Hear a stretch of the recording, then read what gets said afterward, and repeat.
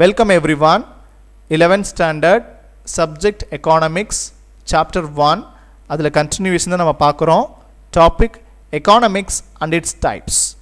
In our previous video we had discussed about economics its subdivisions. Adula consumption, production, exchange, distribution. So இத பத்தின ஒரு brief matters வந்து நம்ம என்ன பண்ணிருக்கோம் போன வீடியோஸ்ல நம்ம பார்த்தோம்.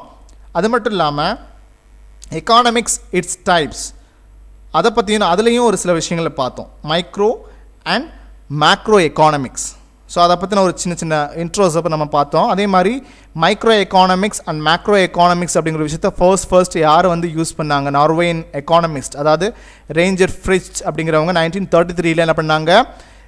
அந்த வேர்ட்ஸை யூஸ் பண்ணாங்க எகானமிக்ஸ்ல அப்படின்னு சொல்லி பார்த்தோம்.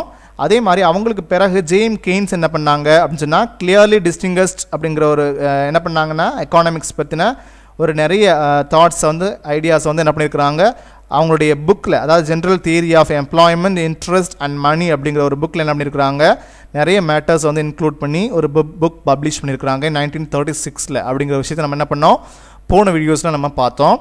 And now we are going to discuss about economics and its types. So அதில் மைக்ரோ அண்ட் மேக்ரோ எக்கானமிக்ஸில் இருக்கக்கூடிய டிஃப்ரென்சஸ் என்னென்ன, அதே மாதிரி எக்கானமிக்ஸில் இருக்கக்கூடிய அந்த டைப்ஸ், ரிமைனிங் டைப்ஸ்லாம் என்னென்ன அப்படிங்கிறத பற்றி பார்க்க போகிறோம். Micro and macro economics and அதில் இருக்கக்கூடிய அந்த டைப்ஸில் இன்னும் ரிமைனிங் டைப்ஸ் இருக்குது. ஸோ அதில் தொடர்ந்து நம்ம என்ன பண்ண போகிறோம் இந்த வீடியோஸில் பார்க்க போகிறோம். ஸோ ஃபர்ஸ்ட் நம்ம பார்க்க போகிறது differences between microeconomics and macroeconomics. So மைக்ரோ எக்கானமிக்ஸ்னால் என்னென்னு பார்க்கலாம். ஃபர்ஸ்ட் பாருங்கள், it is that branch of economics which deals with the economic decisions making of individual economic agents such as the producer, the consumer, etc. So இப்போ என்ன பண்ணுறோம், இந்த micro எக்கானமிக்ஸை பொறுத்தவரையில் it is a branch of economics. என்ன பண்ணுறோம், ஒரு பொருளாதாரத்தில் இதுவும் ஒரு பிரான்ச்சாக தான் செயல்படுது, புரியுதா? ஸோ ஒரு பொருளியல் பிரிவாக தான் செயல்படுது இந்த மைக்ரோ எக்கானமிக்ஸ் அப்படிங்கிறது. One of the economic branch, சரியா? Which deals with the economic decisions. என்ன பண்ணுறாங்க, தனிப்பட்ட பொருளாதாரத்தில் இருக்கக்கூடிய முடிவுகளை எடுக்கக்கூடிய ஒரு விஷயமா இருக்குது. அதே மாதிரி இண்டிவிஜுவல், இதை பற்றிலாம் பார்க்குறது இந்த மைக்ரோ எக்கானமிக்ஸ்ன்னு சொல்லி பார்த்தோன்னா இண்டிவிஜுவல் எக்கானமிக் ஏஜென்ட்ஸ், அதாவது தனிப்பட்ட பொருளாதார முகவர்களான ப்ரொடியூசர்ஸ் அண்ட் கன்சியூமர்ஸ், அதாவது உற்பத்தியாளர் மற்றும் நுகர்வோர், இவங்க எடுக்கக்கூடிய அந்த பொருளாதார நடவடிக்கைகளை பற்றியும், ஸோ இவங்களுக்கு இடையில் இருக்கக்கூடிய அந்த ரிலேஷன்ஷிப் பற்றியும் அண்ட் ப்ரைஸ் பேஸ்ட் ஆக்டிவிட்டீஸை பற்றியும் நம்ம பார்க்குறது தான் எது, இந்த மைக்ரோ எக்கானமிக்ஸ் அப்படின்னு சொல்லுவோம், சரியா? ஸோ அது மட்டும் இல்லாமல் அதாவது நுண்ணியல் பொருளியல் அப்படின்னு சொல்கிறது. மேக்ரோ எக்கனாமிக்ஸ் அப்படிங்கிறது தான் என்ன? It is that branch of economics which deals with aggregate and average of the entire economy. என்ன பண்ணுறாங்க, ஸோ இப்போ இதுவும் one of the branch of economy தான், புரியுதா? ஸோ இப்போ இதுவும் என்னது, ஒரு பிரிவு தான். ஸோ இதில் இந்த எக்கானமிக்ஸில் மேக்ரோ எக்கானமிக்ஸில் அப்படிங்கிற விஷயம் எது, ஒரு பிரான்ச் ஆஃப் எக்கானமி தான். ஆனால் இது வந்து நம்ம எப்படிப்பட்ட ஒரு விஷயமா இருக்குது மைக்ரோ எக்கானமிக்ஸ் சொல்லி பார்த்தோன்னா ஒரு சின்ன அலகுகளை கொண்டது. அதாவது இண்டிவிஜுவல் எக்கானமிக் ஏஜென்ட்ஸை பற்றி படிக்கிறது, அல்லது ஒரு ப்ரொடியூசர்ஸ் பற்றி படிக்கிறது, கன்சியூமர்ஸ் பற்றி படிக்கிறது. ஸோ இப்போ சின்ன அலகுகளாக ஒரு ஃபேமிலியை பற்றி படிக்கிறது, இண்டிவிஜுவல் அதாவது ஹவுஸ் ஹோல்ட்ஸை பற்றி படிக்கிறது.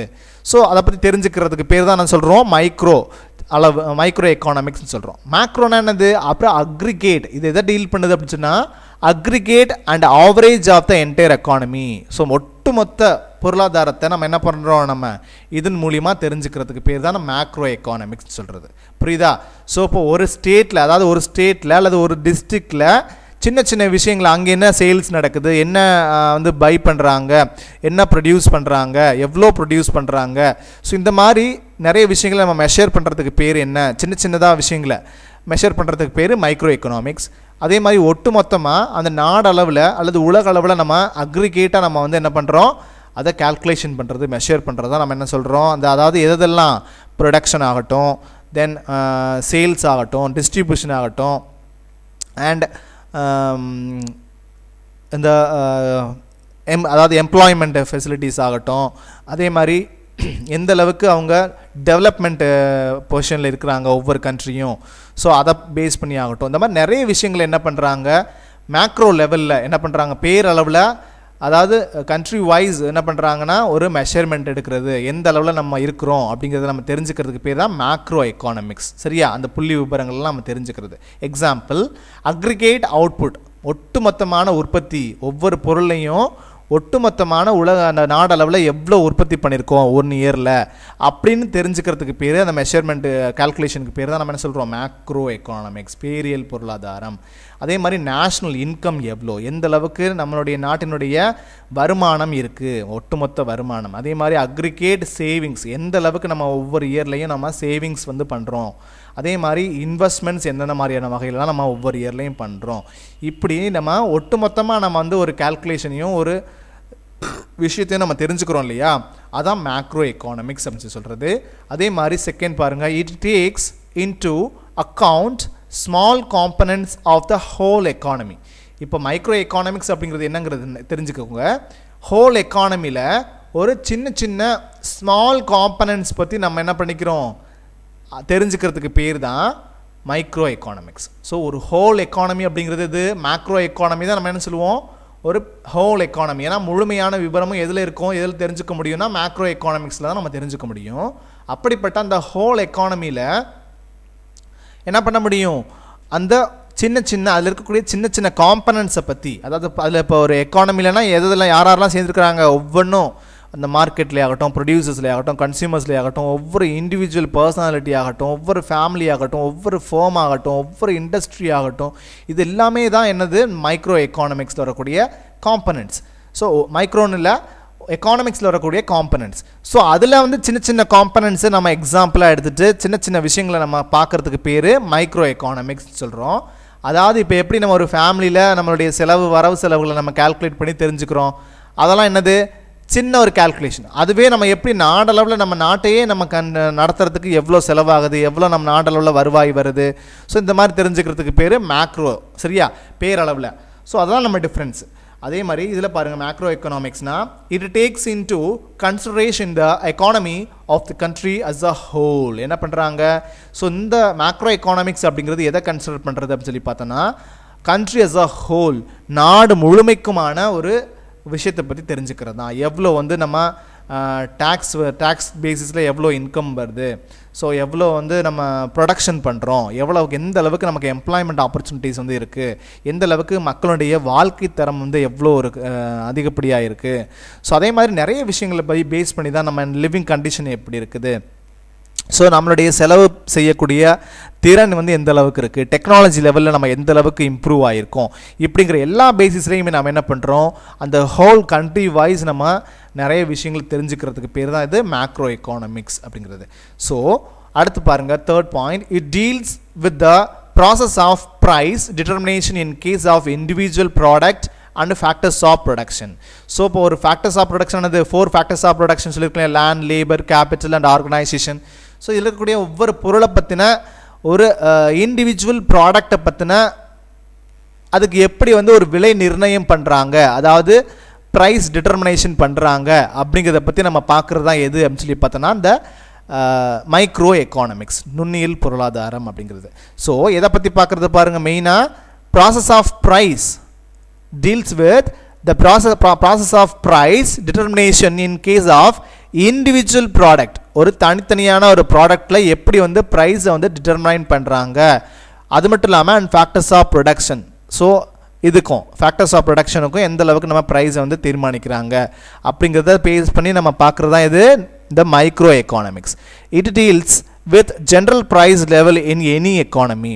ஸோ இது பொதுவாக எல்லா பொருட்களுக்கும் ஜென்ரலாக பொதுமையாக என்ன பண்ணுறாங்க, எல்லா பொருட்களுக்கும் எல்லா விஷயங்களுக்கும் எப்படி வந்து ஒரு விலை நிர்ணயம் பண்ணுறாங்கிறது ஒரு பொதுமை பண்போடு பேரளவில் நம்ம பார்க்கக்கூடிய ஒரு விஷயத்தை தான் என்ன சொல்கிறோம் இந்த மேக்ரோ எக்கானமிக்ஸ். ஸோ அடுத்து பாருங்கள், it is known as price theory. So நம்ம முதலே தெரிஞ்சிருச்சு. ஸோ இப்போ இந்த மைக்ரோ எக்கானமிக்ஸ் அப்படிங்கிறது என்ன பேஸ் பண்ண தியரின்னு சொல்லி சொல்கிறோன்னா ப்ரைஸ் பேஸ் பண்ணது. ஸோ அதை நம்ம எப்படி கால் பண்ணுறோம், ப்ரைஸ் தியரின்னு சொல்லி கால் பண்ணுறோம், அதாவது விலை கோட்பாடு அப்படின்னு சொல்லி சொல்கிறோம். இது மேக்ரோ எக்கானமிக்ஸ் அப்படிங்கிறது பாருங்கள், it is also known as the income theory.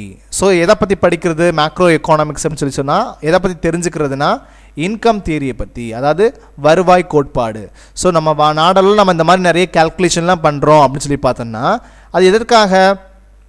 So அந்த ஒவ்வொரு உற்பத்தி விஷயத்துலையும் எந்த அளவுக்கு நம்ம மேக்ஸிமம் நம்ம உற்பத்தி பண்ணியிருக்கோம், ப்ரொடக்ஷன் பண்ணியிருக்கிறோம், எம்ப்ளாய்மெண்ட்டில் எந்த அளவுக்கு நம்ம வந்து இன்க்ரீஸ் ஆகிருக்கோம், ஸோ இந்த மாதிரி நம்ம ஸ்டாண்டர்ட் ஆஃப் லிவிங் வந்து எந்த அளவுக்கு இன்க்ரீஸ் ஆகிருக்கு. ஸோ அப்போ இது எல்லாத்தையும் சேர்த்து நம்ம லாஸ்ட்டாக நம்ம ஃபைனலாக எதை பார்க்குறோம், இன்கம் எவ்வளோ வந்து இன்கம் வந்து நம்ம நாடளவில் நம்ம ஏர்ன் பண்ணுறோம் அப்படிங்கிறத முழுமையாக நம்ம தெரிஞ்சுக்கிறதுக்காக தான் நம்ம என்ன பண்ணுறோம், இந்த மேக்ரோ எக்கானாமிக்ஸை நம்ம தெரிஞ்சுக்கிறோம். புரியுதா? ஸோ இன்கம் தியரிங்கிறது மேக்ரோ எக்கானாமிக்ஸில் முக்கியமாக நம்ம நிறைய பேரளவில் நம்ம பெரிய பெரிய விஷயங்கள் தெரிஞ்சுக்கிறது தான் நம்ம இந்த இன்கம் பற்றின விஷயத்தை தெரிஞ்சுக்கிறது தான் நம்ம எதை படிக்கிறோம், தென் மேக்ரோ எக்கானாமிக்ஸை படிக்கிறோம். அதேமாதிரி ப்ரைஸ் தியரி, ப்ரைஸை பற்றின ஒரு விஷயங்களை தான், சின்ன சின்ன இண்டிவிஜுவல் ப்ராடக்ட்டை பற்றின ப்ரைஸ் வந்து நம்ம எப்படி தீர்மானிக்கிறோம், எப்படி வந்து அது ப்ரைஸ் வந்து கோட் பண்ணுறோம். ஸோ அது மாதிரிலாம் தெரிஞ்சுக்கிறதுக்கு பேர் தான் இந்த மைக்ரோ எக்கானாமிக்ஸ் அப்படிங்கிறது. ஸோ அதுதான் ப்ரைஸ் தியரின்னு சொல்லியிருக்கிறாங்க, இதை இன்கம் தியரின்னு பேரில் அதாவது மேக்ரோ எக்கானாமிக்ஸ் சொல்லியிருக்கிறாங்க. ஸோ அதை அடுத்து பாருங்கள், it is concerned with the optimisation goals of individual consumer and producers. So என்ன பண்ணுறாங்க, எந்த அளவுக்கு இவங்களுடைய கோல்ஸை வந்து அச்சீவ் பண்ணுறதுக்கு individual consumers and producers use பண்ணிக்கிறாங்க.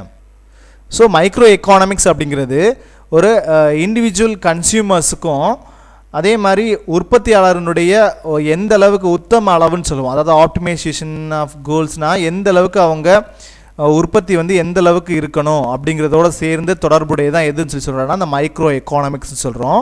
மேக்ரோ எக்கானாமிக்ஸ் அப்படிங்கிறது it is concerned with the optimisation of the growth process of the entire economy. So பொதுவாக ஆன் தி ஹோல் ஒட்டுமொத்த பொருளாதாரத்தினுடைய க்ரோத் ப்ராசஸை பற்றி நம்ம தெரிஞ்சுக்கிறது தான். ஸோ அப்போது ஒரு க்ரோத் ப்ராசஸ் மீன்ஸ் என்னது, எந்த அளவுக்கு நம்ம பொருளாதாரம் வந்து வளர்ச்சி அடையுது, இது வந்து வளர்ச்சி முறையினுடைய உத்தம அளவு தொடர்புடையது அப்படின்னு சொல்கிறாங்க. வளர்ச்சி விகிதம் வந்து எந்த அளவுக்கு இருக்குது அப்படிங்கிறத பற்றி தெரிஞ்சுக்கிறது தான் நம்ம இந்த மேக்ரோ எக்கானாமிக்ஸ் அப்படிங்கிறத நம்ம தெரிஞ்சுக்கிறோம். தென் அடுத்து பாருங்கள், அந்த எக்கானாமிக்ஸ் அண்ட் இட்ஸ் டைப்ஸ்ன்னு சொல்லி சொல்லணும் இல்லையா. ஸோ அதில் இருக்கக்கூடிய ரிமைனிங் டைப்ஸ்லாம் என்னென்ன அப்படின்னு சொல்லி பார்த்தோம்னா இன்டர்நேஷ்னல் எக்கானாமிக்ஸ். ஸோ இன்டர்நேஷ்னல் எக்கானாமிக்ஸ்னால் என்னது, பன்னாட்டு பொருளாதாரம் அப்படின்னு சொல்லுவோம். So in the modern world no country can grow in isolation. Every country is having links with the other countries through foreign capital and investment, foreign direct investment and international trade. So என்ன பண்ணியிருக்கிறாங்க, இந்த மாதிரி international எக்கானமியை நம்ம எப்படி consider பண்ணுறோம், இது வந்து எக்கானமிக்கில் ஒரு டைப் ஆஃப் எக்கானமி, சரியா. ஸோ எப்படி வந்து நம்ம பன்னாட்டு பொருளாதாரத்தில் நம்ம எப்படி பண்ணுறோம். ஸோ இப்போ இருக்கக்கூடிய அந்த நவீன நாகரிக உலகத்தில் no country can grow in isolation, யாரும் மறைஞ்சு இருந்து யாரும் என்ன பண்ண முடியாது, வளர்ச்சி அடைய முடியாது தனிப்பட்ட வகையில். ஸோ ஒவ்வொரு கண்ட்ரியுமே தனியாக வந்து வளர்ச்சி அடைஞ்சிருமா சார், எந்த ஒரு கண்ட்ரியினுடைய ஆதரவும் அவங்களுடைய லிங்க்கும் இல்லாமல் அவங்க என்ன பண்ண முடியாது, அவங்க வளர்ச்சி அடைஞ்சிட முடியாது. So every country is having link with the other countries. என்ன பண்ணுறாங்க, ஒவ்வொரு கண்ட்ரியுமே இன்னொரு கண்ட்ரியை டிபெண்ட் பண்ணி நிறைய விஷயங்கள் இருக்கிறாங்க. ஸோ இப்போ யூஎஸ்ஏ இவங்கெல்லாம் பார்த்தீங்கன்னா ஸோ ரொம்ப வந்து அதிகப்படியான வளர்ச்சியை கொண்டும் அதிகப்படியான ப்ரொடக்ஷனை கொண்டும் அதிகப்படியான லீடிங் கண்ட்ரியாகவும் என்ன பண்ணிகிட்ருக்காங்க, இந்த மாதிரி யூஎஸ்ஏ இவங்கெல்லாம் வந்து நடந்துகிட்ருக்காங்க. அதே மாதிரி நம்மளாம் வந்து டெவலப்பிங் கண்ட்ரிஸ் தான், சரியா. ஸோ இப்போ அவங்களாம் யார், யூஎஸ்ஏலாம் டெவலப்டு கண்ட்ரிஸ் அப்படிங்கிற பேசிஸில் வச்சுருக்கோம். ஸோ இப்போது எவ்ரி கண்ட்ரிஸ் ஹேவ் லிங்க், ஒவ்வொரு கண்ட்ரியும் இன்னொரு கண்ட்ரியோட லிங்க் வச்சுட்டு ஸோ அவங்கக்கிட்ட இல்லாதது இங்கே இருந்தோம், இங்கே இல்லாதது அவங்கக்கிட்டையும் என்ன பண்ணுறோம், நம்ம இம்போர்ட் எக்ஸ்போர்ட் அப்படிங்கிற மாதிரியான பிஸ்னஸ்லாம் நம்ம ஏற்படுத்திக்கிட்டு நிறைய த்ரூ ஃபாரின் கேபிட்டல், அது மட்டும் இல்லாமல் ஃபாரின் கேபிட்டல் வந்து நம்ம என்ன பண்ணுறோம், இங்கே நிறைய எம்என்சிஸ் கம்பெனிலாம் நம்ம நாட்டுகளில் இருக்குது, மல்டிநேஷ்னல் கம்பெனிஸ்லாம் நம்ம நாட்டிலேயே என்ன பண்ணிகிட்ருக்கு, ஃபாரின் கேபிட்டலில் இன்வெஸ்ட்மெண்ட் பண்ணி அதன் மூலியமாக நம்ம என்ன பண்ணுறோம், இங்கே பெரிய கம்பெனி ரன் பண்ணிகிட்ருக்காங்க. ஸோ அதே மாதிரி ஃபாரின் டைரக்ட் இன்வெஸ்ட்மெண்ட், அதே மாதிரி நம்ம நாடுகள்லேருந்து அடுத்த நாட்டில் போய்ட்டு நம்ம என்ன பண்ணுறோம், இன்வெஸ்ட்மெண்ட் பண்ணி நம்ம அங்கே பிஸ்னஸ் பண்ணுறது. ஸோ அதே மாதிரி இன்டர்நேஷ்னல் ட்ரேட், உலகளவில் நம்ம என்ன பண்ணுறோம், வியாபாரம் பண்ணுறோம். ஸோ இப்படி பண்ணும்போது அதுக்கு பேர் தான் நம்ம என்ன சொல்கிறோம், இன்டர்நேஷ்னல் எக்கானமிக்ஸ். ஸோ பன்னாட்டு பொருளாதாரம் அப்படின்னு சொல்கிறது.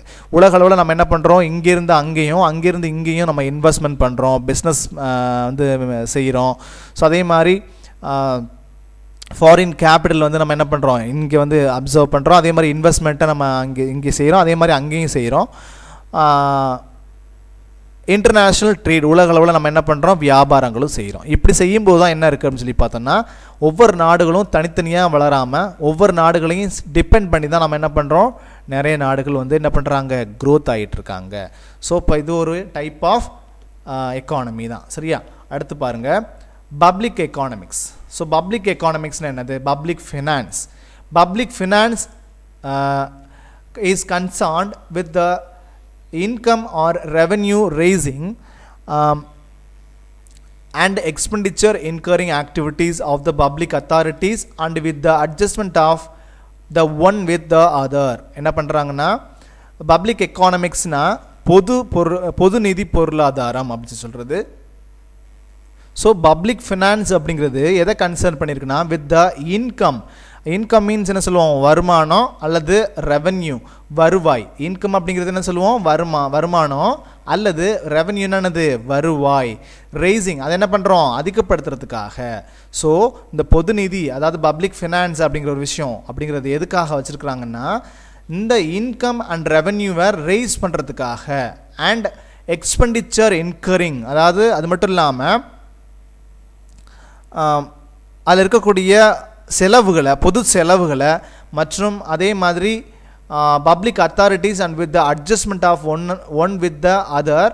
த scope of public finance covers public expenditure, public revenue, public டெப்ட் and financial administration and federal finance. So இந்த மாதிரி பொது செலவு மற்றும் பொது வருவாய் அண்ட் பப்ளிக் டெப்ட்னது பொது கடன் மற்றும் நிதி நிர்வாகம். ஸோ அதாவது ஃபினான்சியல் அட்மினிஸ்ட்ரேஷன், அதே மாதிரி பொது நிதியின், இது எல்லாமே எது அப்படின்னு சொல்கிறாங்க அப்படின்னு சொல்லி பார்த்தோன்னா, ஒரு பப்ளிக் ஃபினான்ஸினுடைய லிமிட்ஸாக சொல்கிறாங்க. சரியா? அதுக்கு பேர் தான் என்ன சொல்கிறாங்க, பப்ளிக் எக்கானமிக்ஸ் அப்படின்னு சொல்கிறாங்க.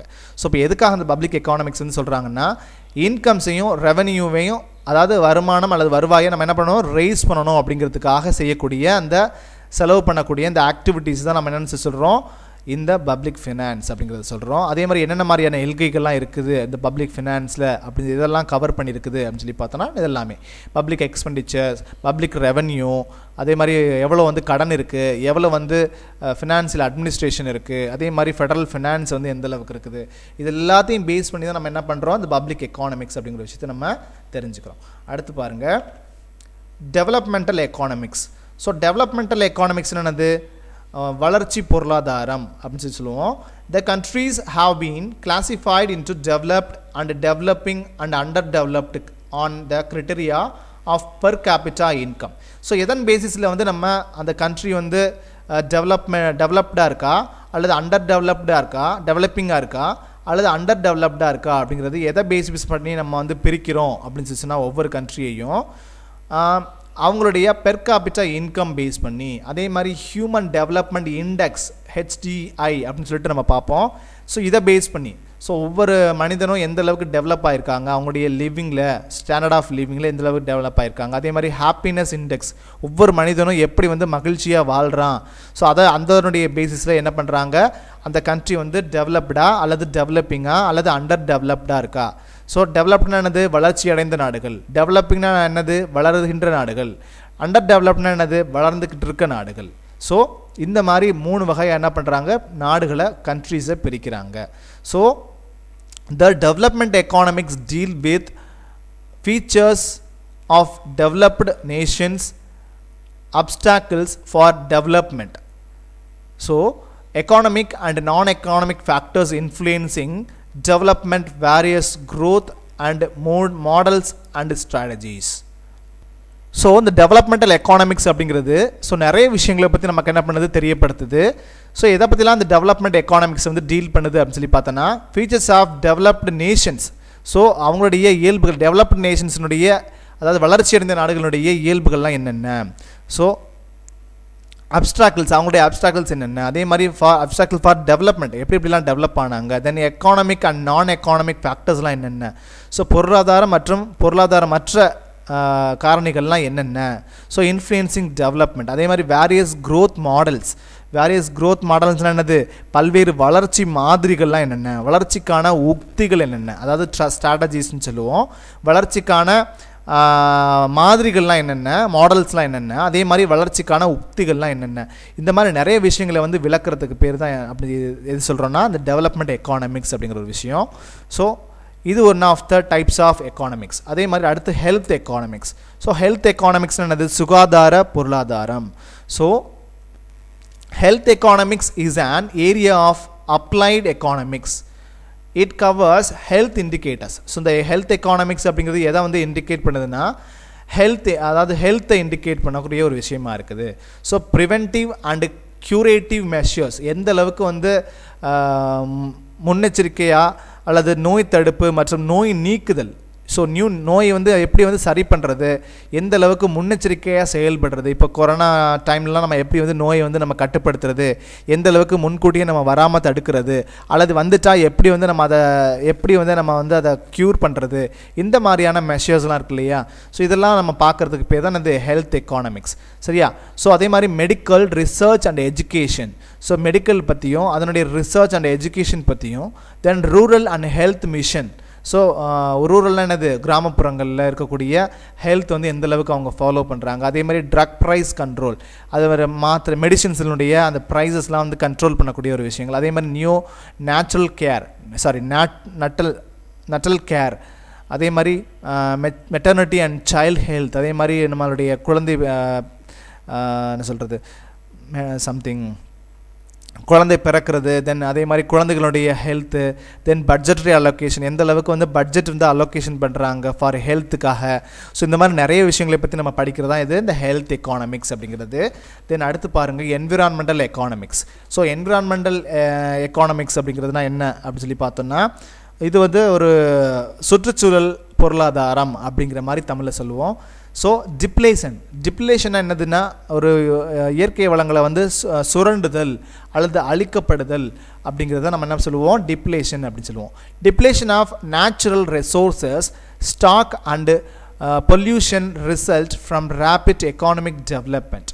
ஸோ இந்த மாதிரி என்ன பண்ணுறாங்க, நேச்சுரல் ரிசோர்ஸனுடைய ஸ்டாக்கை வச்சும் அதே மாதிரி and pollution results from rapid economic development. So பொல்யூஷனையும் இந்த நேச்சுரல் ரிசோர்ஸஸை அதிகப்படியாக பயன்படுத்தியும் அழிச்சும் தான் என்ன பண்ணுறாங்க, இப்போ இருக்கக்கூடிய இந்த அதிகப்படியான பொருளாதார வளர்ச்சியை, அதாவது எக்கானமிக் டெவலப்மெண்ட்டை நம்ம அடைகிறோம். புரியுதா? Hence the need for the study of environmental economics which analyse the interrelationship between economy and environment. So இப்போ நம்ம இதை பற்றி எதுக்காக படிக்கிறோம் அப்படின்னு சொல்லி பார்த்தோன்னா, இந்த மாதிரி நம்ம ரெண்டுக்கும் இடையில இருக்கக்கூடிய ரிலேஷன்ஷிப்பை, ஸோ அதாவது எக்கானமிக் டெவலப்மெண்ட், அதாவது இந்த என்விரான்மெண்ட்டுக்கும் எக்கானமிக்ஸுக்கும் இடையில இருக்கக்கூடிய ரிலேஷன்ஷிப்பை பற்றி தெரிஞ்சுக்கிறதுக்காக தான் நம்ம என்ன பண்ணுறோம், இந்த என்விரான்மெண்டல் எக்கானமிக்ஸ் அப்படிங்கிற விஷயத்தை நம்ம தெரிஞ்சுக்கிறோம். Environmental economics is a study of interdisciplinary tools for the problem of ecology and economy and environment. So இந்த மாதிரி நிறைய வந்து இயற்கையான விஷயங்களை அழிஞ்சு போகாமல் அழித்து நம்ம ஒரு எக்கானமிக்கை டெவலப் பண்ணணும் அப்படிங்கிற மாதிரி இல்லாமல் எந்தெந்த மாதிரியான இன்டர்டிசிப்ளினரி டூல்ஸை நம்ம யூஸ் பண்ணி, அதாவது நம்ம வந்து மனசாட்சிக்கு உட்பட்டு எந்த ஒரு இயற்கை வளத்தையும் அழிக்காமல் அதை போதுமான அளவில் மட்டுமே பயன்படுத்தி எப்படி வந்து நம்ம எந்த ஒரு ப்ராப்ளமும் இல்லாமல் அரைஸ் பண்ணாமல் நம்மளுடைய எக்கானமியை நம்ம டெவலப் பண்ணுறோம் அப்படிங்கிறத பற்றி தெரிஞ்சுக்கிறது தான் எது, இந்த என்விரான்மெண்டல் எக்கானமி அப்படிங்கிற ஒரு விஷயம். புரியுதா? ஸோ இதான் சொல்லியிருக்கிறாங்க இதில் economy and its types and differences between micro and macro economics. இதை பற்றி நம்ம இந்த வீடியோவில் பார்த்தோம். இதில் ஏதாவது டவுட்ஸ் இருந்ததுன்னா என்னோட நம்பருக்கு கண்டிப்பாக கால் பண்ணி கிளியர் பண்ணிக்கோங்க. until then bye students.